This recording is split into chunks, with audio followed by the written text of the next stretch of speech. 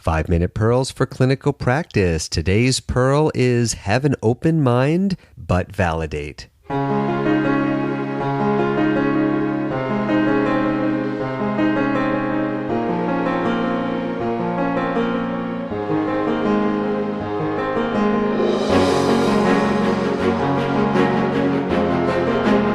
Hello, this is Dr. Brian Morris, and this is 5-Minute Pearls for Clinical Practice, where you will learn the tools to provide exceptional care for your patients. This is the weekly podcast where you will be introduced to time-tested, evidence-based patient care strategies that aren't always taught in schools or training programs, but are nonetheless crucial for success in clinical practice. And each podcast episode is about 5 minutes in length. I've been practicing internal medicine for about 20 years. I went to medical school at Johns Hopkins. I trained at Yale, and I previously held a teaching position at Harvard Medical School. I currently practice medicine and hold a teaching appointment at UCLA Medical School here in Los Angeles, where I teach these patient care strategies to medical students, house staff, doctors, and other healthcare providers. This week's pearl is called Have an Open Mind, but Validate. One of the most important lessons that I've learned about clinical care over the years was something I learned when I was a third-year medical student at Johns Hopkins back in 1991. As I'm sure other physicians remember, third year is probably the toughest year of medical school. It's a year where you do most of your basic clerkships, meaning that you spend a lot of time in the hospital. Sometimes in the emergency room, sometimes on the medical floors, sometimes on the surgical wards. But sleep is a very scarce commodity as you're trying to consume as much information and wisdom as possible as you try to figure out what branch of medicine or surgery to pursue for your career. For me, it was 1991, and I was on my general surgery clerkship, where we watch and participate in dozens of different types of surgeries, ranging from appendectomies to leg amputations to cancer surgeries. I had the good fortune to have a very well-regarded, internationally renowned general surgeon and professor as our attending for the month. That means that he would review all of the patients with us, and he also taught us a lot of basic surgery lectures that were part of the school curriculum. As part of the month-long rotation, he assigned each of us to pick a surgical or medical topic of interest to present to the team, and he encouraged us to pick something that was cutting edge.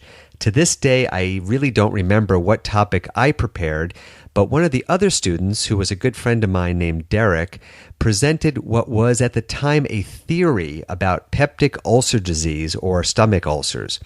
That month, we had a patient in the hospital who had surgery because of a bleeding ulcer, so Derek presented a talk on a new theory that a bacterial infection called Helicobacter pylori could be one of the major causes of ulcer disease of the upper intestine. At the time, most textbooks were teaching that too much acid or too much stress or too much of the wrong foods were the main causes of ulcer disease. So the idea that a bacteria could be the cause of this fairly common problem was definitely cutting edge and very interesting, but also very controversial. After Derek finished his presentation, this very well-regarded surgeon stood up in front of about 15 of us, who were students, house staff, and also some physicians, and he proceeded to criticize Derek for talking about a theory that was, in his words, rubbish. He said that Derek was wasting all of our time and that he should have prepared a talk about something that was, in his words, based in reality. He obviously didn't believe in the Helicobacter pylori hypothesis, and of course, now 23 years later, it is accepted that Helicobacter pylori is in fact the most common cause of peptic ulcer disease. I still remember how demoralized Derek was to be criticized and demeaned in front of his peers, but the bigger lesson that I took away from that day was never ever to accept that what we believe to be true is without question the truth. This is not to say that we should be skeptical of everything, but don't accept everything we believe today to be the gospel truth. There was a time when the idea that the earth is round was mocked. There was a time when the idea that germs like bacteria and viruses could cause illness was mocked. There was a time when the idea that there are health-supporting bacteria called probiotics living in our intestines was ridiculed. The bottom line is that much of what we believe today is true, but on the other hand, some of what we believe today may not be true. And keeping an open yet scientifically rigorous attitude towards new theories and new concepts is a very prudent attitude to take.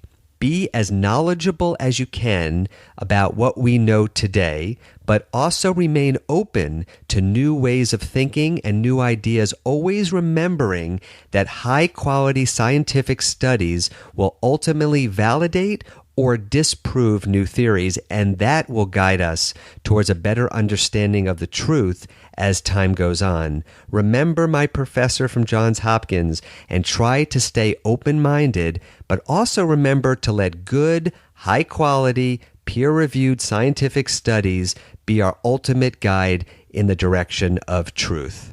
Let's keep the dialogue going. Let me know what you think of this week's Pearl for Clinical Practice.